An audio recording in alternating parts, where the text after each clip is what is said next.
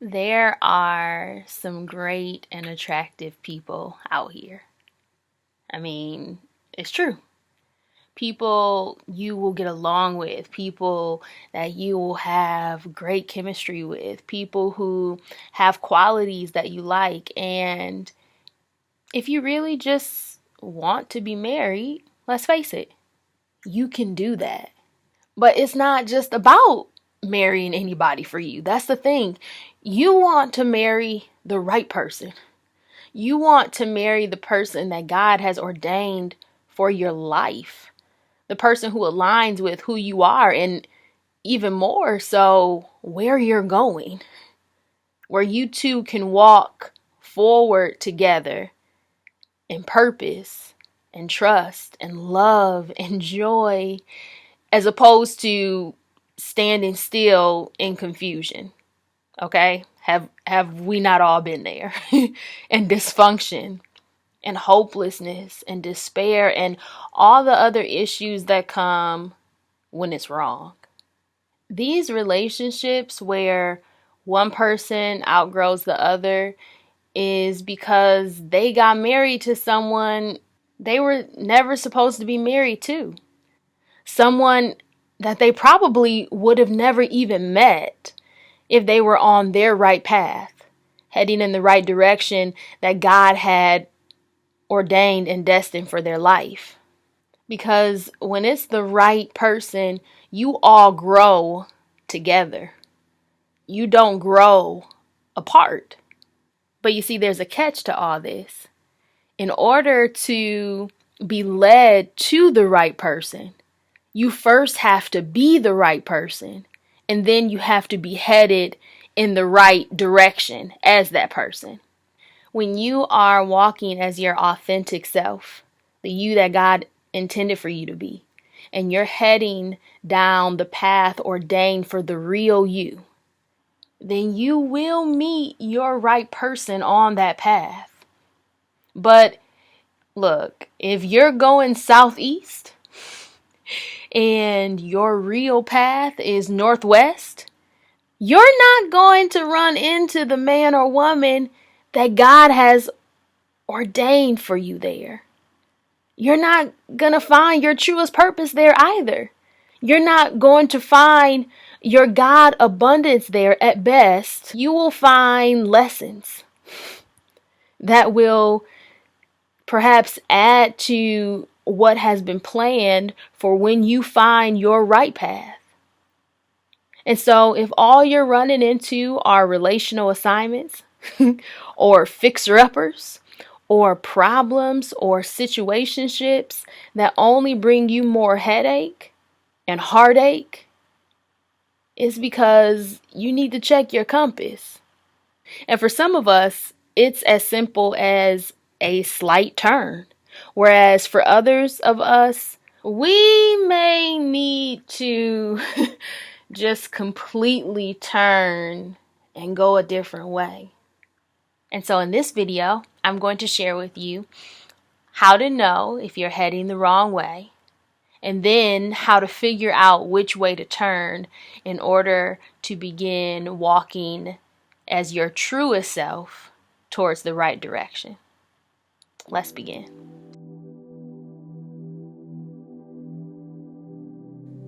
Now, a telltale sign that you're heading the wrong way will be your constant emotional state. I want you to think of your emotions as if they were the voice of your navigational system, letting you know, hello, this isn't right. Wrong way. This is wrong for us. So, for example, if deep down inside you are secretly, even maybe, feeling miserable and unhappy every day. So if when you're not faking it or doing something that distracts you from the feelings, if your underlying emotions are depression or feeling like you don't want to live, if you wake up and most days you feel discouraged, then that's your emotional alarm saying, hey, hey, you're on the wrong path. Something isn't right here. You're heading southeast and we need to be going southwest. Alert, alert. So if you're at a job where you feel miserable, alert, alert, alert. If you're a part of a church where you feel miserable, alert, alert, alert. If you're in a career that makes you feel depressed or suicidal, alert, alert. If you're in, oh my goodness, a relationship, it could be family or intimate or a friendship that makes you feel depressed or suicidal, alert. Okay, strong alert. Because the right job or career path or the right church community, or come on, the relationships that are right for you, they don't add more trauma to your life. They don't make you feel hopeless and like giving up. They don't make you feel weak and crazy and unsure of yourself and confused and sad and so on and so forth. No, only the wrong things do that. And so if you are holding on to something that is either dragging or pushing you in the wrong direction, then these feelings will be present until you let it go. I really want you to hear me. If you are feeling like this, then what you are holding on to is not a part of your abundant life. It's a part of your life of lack. You know, the life where you lack real love, where you lack great relationships, the life where you lack regular peace and kind interactions and the beauty of patience and goodness. And unless you are willing to let go of the path you've been walking in your old life, you will never find the path designed for your abundant life. Another example, which is often hard to spot, are the emotional alerts when you're single. So if your default emotional state, again, if you aren't pretending to be something else or you aren't distracting yourself, if deep down inside your emotional state about being single is unhappiness or frustration and so on, it's because you're holding on to something that you are supposed to let go of. Now, the obvious answer would be that maybe you're holding on to an ex-partner and you haven't emotionally let them go yet. But what if it's deeper than that? What if your emotional alarm, alert, alert, is going off because you are holding on to the desire to have someone, period? And that is not the path you are supposed to be on right now. And so you are resisting being alone and fully embracing that direction. You're refusing to head in that way. And so you're stuck on this path of idolizing a relationship, idolizing a partner. And so your emotions are like, alert, alert, because you won't accept that this is the path right now. You keep trying to go the opposite way, which is the wrong way. And so you will keep feeling miserable until you turn your thinking in a different direction. I mean, what would your life look like? I want you to think about this. If the movies or memes or social media posts of people showing the good moments of their relationships hadn't programmed you to believe that your ultimate joy and ultimate fun and ultimate love experience can't be had during your single season. It's only reserved for your together season. You know, women play with Barbie dolls. Barbie and Ken are the traditional names. And they get married, they live together, they eat together in their Barbie house, at their Barbie restaurants. And we play with dolls at a very young age. And so, if this program wasn't there, how would you wake up every day?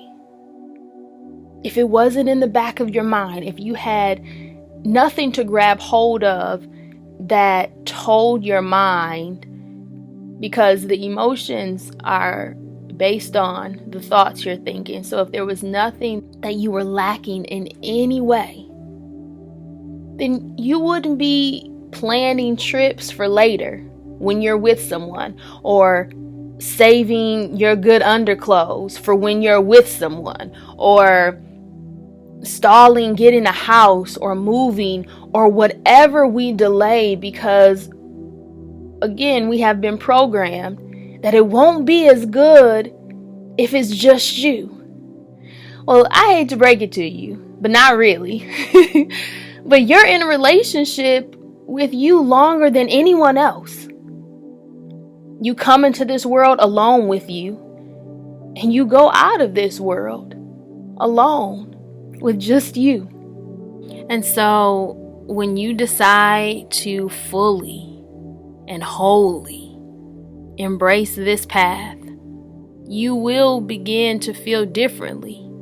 And that will let you know you are heading in the right direction. The direction towards all these things you are believing God for. The inward and outward love, the inward and outward wealth, the inward and outward abundant life. And trust me, you only risk dating the counterfeit when you're on the other emotional path. If you're still crying about being alone, or mad at God for being alone, or depressed, or feeling like you've given up, and trust me, I get it. I understand. But if those are still the things that you're doing, you're not going to run into the right one on that emotional path. You're going to only come across, again, relational assignments and situationships that are only going to result in a bigger headache later, and a timeline that you have to go down and complete. We all know what that looks like, where you have to take the time to get over someone, take the time to heal, take the time to do this, take the time to do that, when that timeline could have been avoided. And sure, it may seem good at first, your emotional state may change immediately. That's what happens when you meet someone that, again, like we mentioned in the beginning, is attractive or has stuff in common with you, or someone you can get along with, or someone that has great qualities, is great in some way. It will seem all good in the beginning because those endorphins and that dopamine is being fired. But sooner than later, you are going to find your emotions signaling you again. Alert, alert, alert. This is wrong. This isn't right for us. Because that's the thing about an emotional frequency. Whatever the emotional frequency is, it's only going to produce more of what is on that same frequency. And so wherever the emotional plane is, you're only going to find people that are equal to that same emotional plane, or else they wouldn't be in that frequency. And so going back to the example, when you decide to completely let go of the relationship stuff and you turn and go a different way, your emotions will let you know, and not immediately. It will take time to adjust. Just like when you're heading in the wrong direction and your navigation, it keeps changing the route to give you an option, an opportunity to finally turn and head towards the right direction. And so there will be a period where things are reconfiguring. Okay, so it may not, your emotional state and frequency may not change immediately. It might take some time to adjust, but the more you let go and stop resisting the right path, the right direction, you will eventually feel happy and strong and empowered on this path that you're currently supposed to be on. And again, you'll know it because you'll be feeling differently. And as you keep walking in that direction towards the things that make you feel happy, that make you feel peaceful, that make you feel joyful, as you continue to head down this emotional frequency, this path, head in this direction, you will encounter along the way a partner, a career, a friendship, people who are close to you like family, community of people who support you and believe in you and believe like you, and whatever that is for you. But you will encounter people that match that same frequency, because again, you're only unhappy when you're trying to force something that is not meant for you at this time, and is hence preventing you from moving forward the right way. You see, the resistance is to keep you from staying on the wrong path.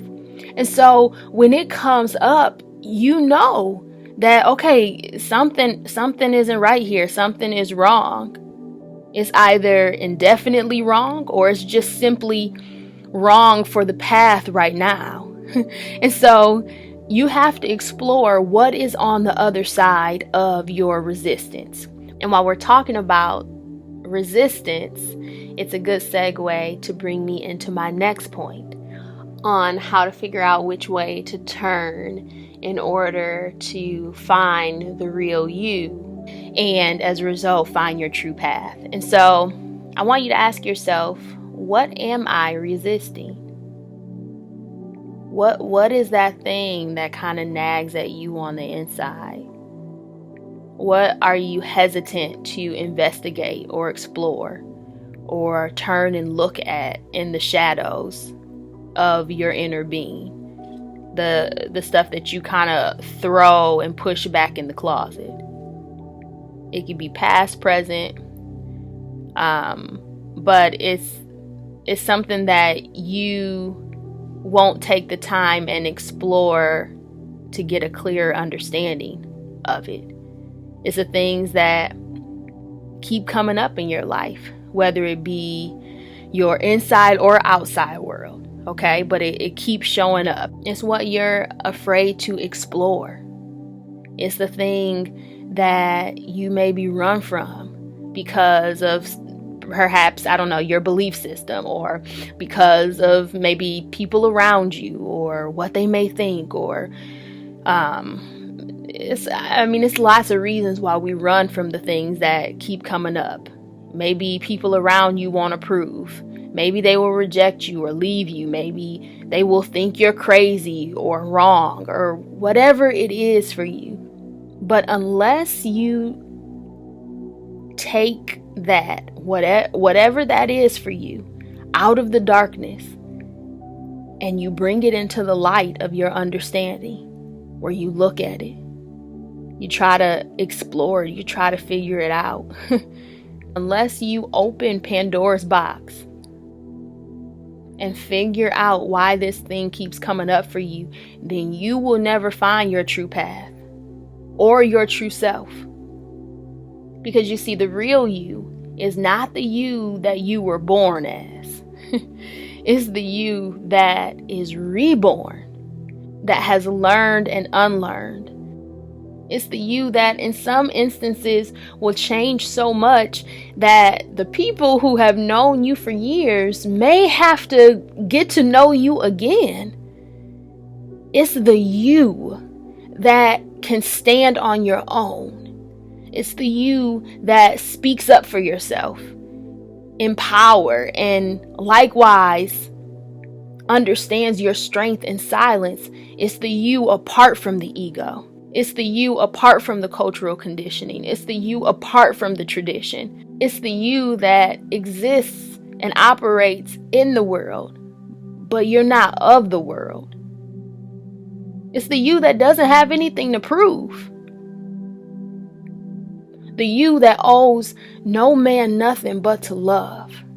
The you that is willing to say and do the hard thing. The you who has lost and found. The you that has rose from the ashes. That is the one who is destined to walk this path.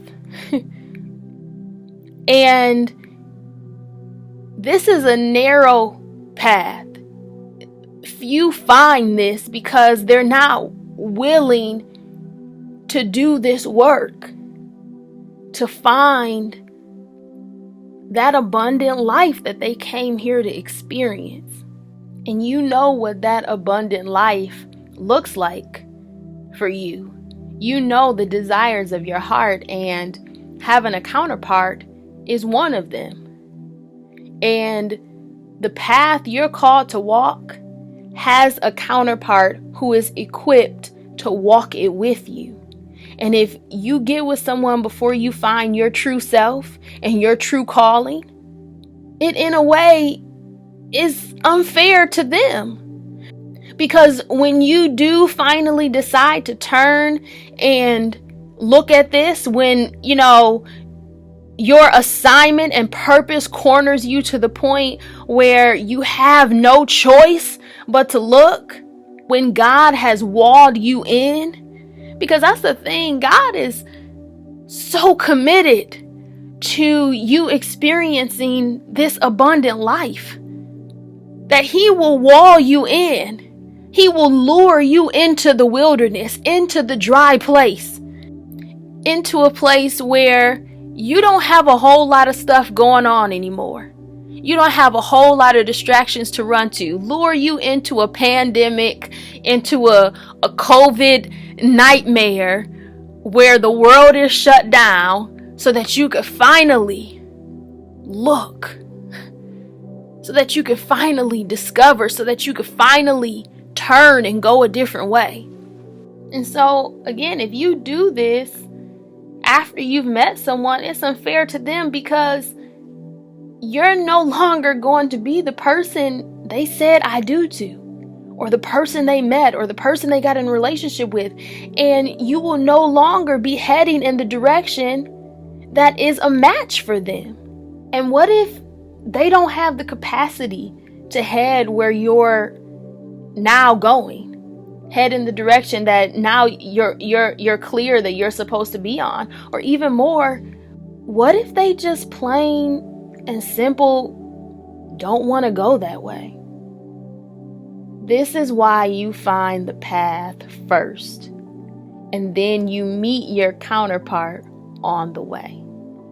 And so you must explore those things that keep coming up for you, because unless you fully bring it to the light, you can't see it clear enough to know if you're making the right decision for you.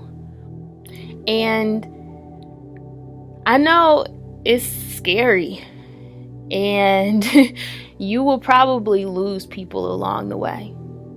And the journey, man, it's not easy. And it won't all make sense at once.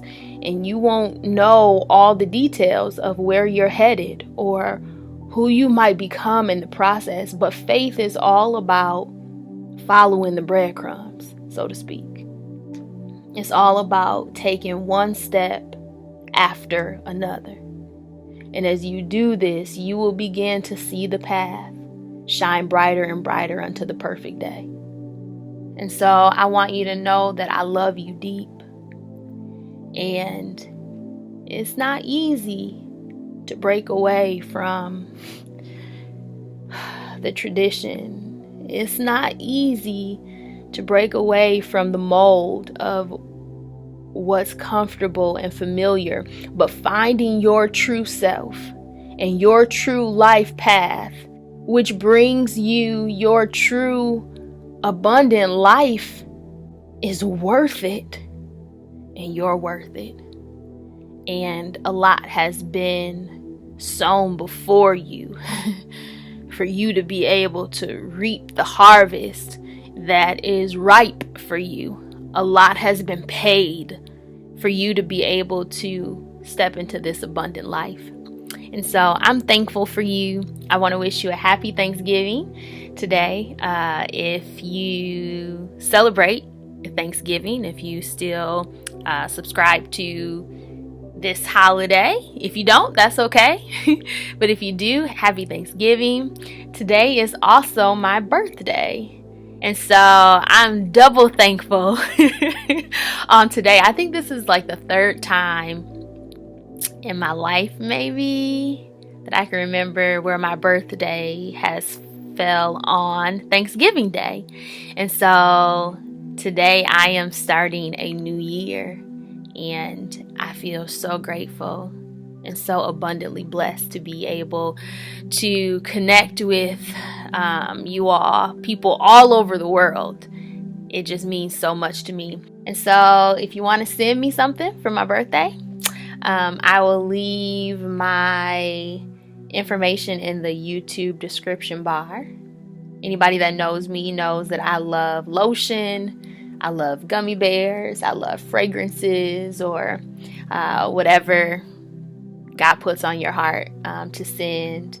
I'll also put my Cashapp if you want to send me a monetary gift, a love gift. And so until next time, I am wishing you the very best, and I love you very much.